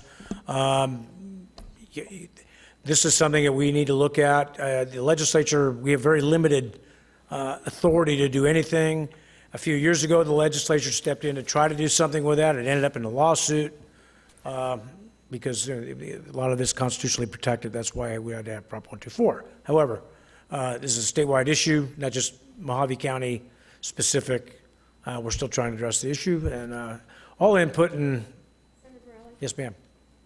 Do you think that the legislature will look at, some of the administration costs that we have learned are somewhat astronomical on a, what is it, $8 billion fund? It's something like $300 million, so almost all of the profit, whatever the, what's the word I'm looking for? The money that they make on it goes into, let's be honest, the pockets of consultants and lawyers down in Phoenix, and that's a big problem. And I heard that there are some legislators who are going to look into that. That would be a help if that money can go back into the fund and maybe help. But is there any appetite at all at the state for the legislature to maybe enact a very temporary, maybe half-cent to penny sales tax just to fix this for everybody? Since we are all in this together, this isn't a state, city, county issue, and public entity, public safety entity issue. This is all our problems, and we have to find a solution together. Thank you, Madam Chair, and you're absolutely correct. There actually is some folks at the legislature, and I believe Senator Debbie Lesko has actually been trying to gather some information to try to fine-tune this, especially on the administrative costs. So this is something that's not just being kick the can down the road, only deal with it come January. During the interim, there's a lot of things that go on in between sessions. A lot of people think this is a part-time job. Well, we might be in session part-time, but for me, I'm back and forth to Phoenix 2-3 times a month. But yes, that is an issue is actually being addressed. So if you were sitting where I'm sitting, and knowing what you know, would you try to pay this thing down or wait for maybe the legislature to help out a bit? Madam Chair, my opinion is I would only take care of if I was in your chair, I would be trying to take care of Mojave County first. I'm the kind of person I want to cut all strings from everybody else and just leave us alone, let us manage our own resources, give me the tools, what I need to do to manage my resources, and because when naturally, there's always strings attached when you get help from somebody else. Good dance. What I'm saying is, do you think there's any benefit for us to kick this can? I mean, it's going to cost us more, but do you think that there's some sort of light at the end of the tunnel? There is light. I believe there's light at the end of the tunnel. You have to be able to manage your resources and, for example, restructuring the debt if you have to go out and bond. Because that way you go borrow the money, pay off the existing debt if you can get a lower interest rate. But yeah, it's true. You have to have a bond. You're going to have a funding mechanism to guarantee those bonds. I mean, there's all kinds of options that need to be addressed and looked into because not one size doesn't fit all. Okay. And I keep saying that over and over. What works good in Mojave County, what works good in La Paz County, and maybe even Maricopa County doesn't work well in Peoria. So, Okay. Yeah. All right, thanks. Anyone else have any questions for Senator Borelli? Supervisor Johnson? Okay. See, the future looks brighter already. Thank you. All right, thank you I don't have very any questions, thank you. Thank you. I have another question I'm sorry, Madam Chair, I have a question for the county administrator. Mr. Hendricks, did you have a chance to look to see what interest rate the county might qualify for through traditional bank financing on our pension debt? Or was that Ms. Lloyd? We asked Finance Director Lloyd to take a look at that. Okay. Because I think it's 7.4, 7.5 if we just finance through the EBT, I'm sorry, wrong pension trust, sorry. Not the EBT, the Arizona State Pension Fund. What would the interest rate be if we went through traditional bank financing? This was very, very preliminary looking into that, but it was somewhere between 3.5, 4.5 was the estimate. Okay, so we can almost prove our position by 50% on interest if we, what would the term be that we qualify for? There was a lot of concerns about it, or issues, discussion points about it. But I asked, somewhere between 5 and 10, because it would be feasible if we were actually applying $6.5 million a year toward that to bring that down quite rapidly, but somewhere between 5 and 10. 5 and 10 years? And then typically there's an asset that is involved when you're doing public financing, so that if we did it through a facilities type of agreement, there's a facility. So in this case, what is the asset? There isn't one. There's actually a liability on the other end of what we're paying. So there are obviously a lot of us in the same situation, but in reaching out, it was clear that we would want this to be a pretty liquid type of opportunity so that we weren't restricted by call dates that were 7 years or 8 years or 10 years out, so that as soon as we could gather the money, we would be allowed to pay it off early. So based upon a principle of, let's call it 40 million, because it may well be 40 million if we're all said and done, we would have to have a revenue stream of between $5 and $10 million a year to make the bank's terms of 3.5% to 4.5% interest. Right. All right, thank you. And obviously, we could do whatever we can do. We'll continue to, if we get to that point, we will shop for the best rate possible. Okay, so it'd be a revenue stream of 5 to 10 million over the course of 5 to 10 years in order to pay off this debt at 3.5% to 4.5% interest. But we don't have any revenue streams of 5 to 10 million currently, do we? No, we don't. Okay, all right, thank you. Anyone else? Okay, well, we'll be talking about this in the next couple of meetings, and I'll look forward to that. All right, item 47, discussion and possible action, direct staff to share the proposed form of resolution of support with the local jurisdictions, asking that they endorse the Mojave County Board of Supervisors ordering a countywide special election anticipated to occur in November 2017 for the purpose of approving a transportation excise tax for roads under a distribution formula for net transportation excise tax revenues collected at 50% for Mojave County, 14% for Bullhead City, 1% for Colorado City, 10% for Kingman, and 25% for Lake Havasu City. I have someone signed up, but I think Supervisor Steve Robinson. Okay, thank you. Mr. Hendricks. Yeah, Madam Chairman, as directed on June 5th by the board, we met with the city managers, except for Colorado City was non-responsive to our requests for a meeting. And what we had discussed is so that the board would have a good idea of what kind of support we would generate from the cities. We thought it was prudent to bring back in front of the board a proposal, not only a distribution formula, but also draft up a resolution of support that would, and ask the board to give me the authority to provide that to the county or the city managers with a request to place that in front of the councils to see if they would support. And once we receive the results back from the cities, bring that back in front of the board so you all could make a decision on whether you felt it comfortable in moving forward with a vote to place the issue in front of the vote of the people.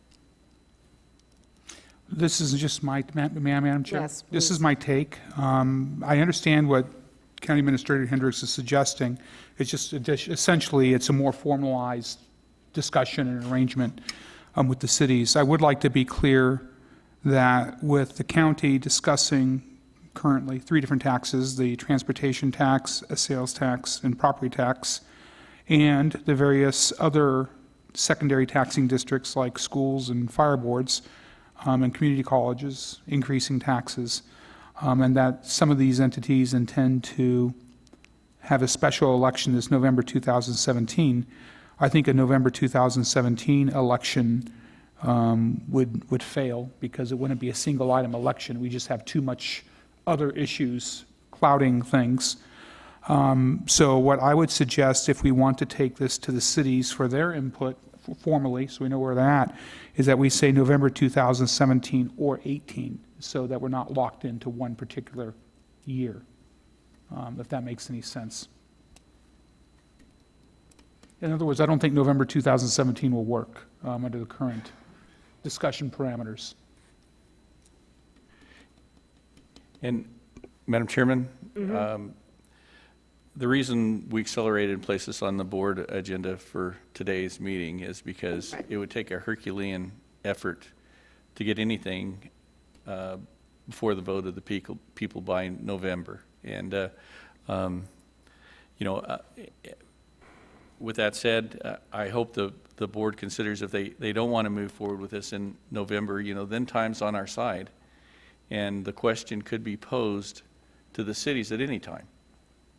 And if you wanted to pose it early, you'd probably get a early reaction, not based on what the political atmosphere is in 2018. So am I understanding you correctly, Mr. Hendricks, that you are suggesting that rather than say 2017, 2018, that we just continue and instruct you to continue discussions with the cities on these percentages and other incidental details, as opposed to actually preparing for 2017?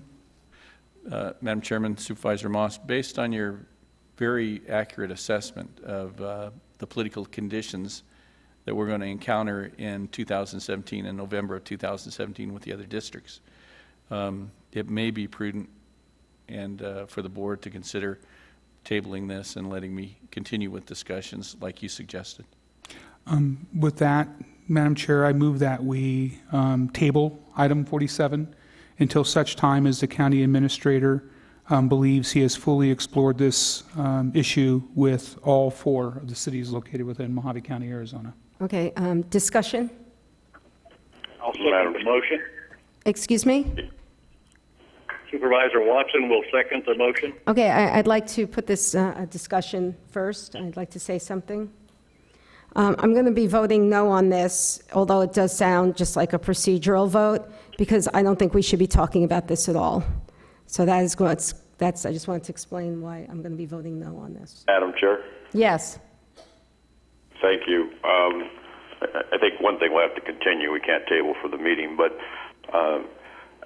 if we're going to look at it, I would like to look at if this does go before the people, that we do have the ability for our own people to do some of the work under the cap.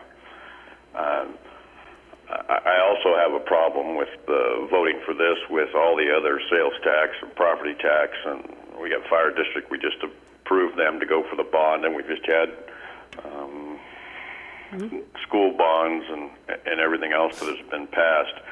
And in this proposal, we're only getting 1/4 of the sales tax money, and another 1/4 is going to the cities.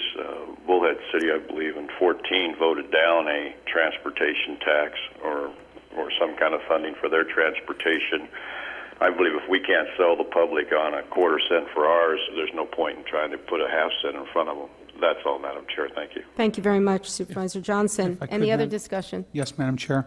I believe, and this is just my belief, if we were not talking about the other taxes that we're talking about, and during the timing that we're talking about, I actually think this would pass in Bullhead City. One of the 2 road taxes was very close.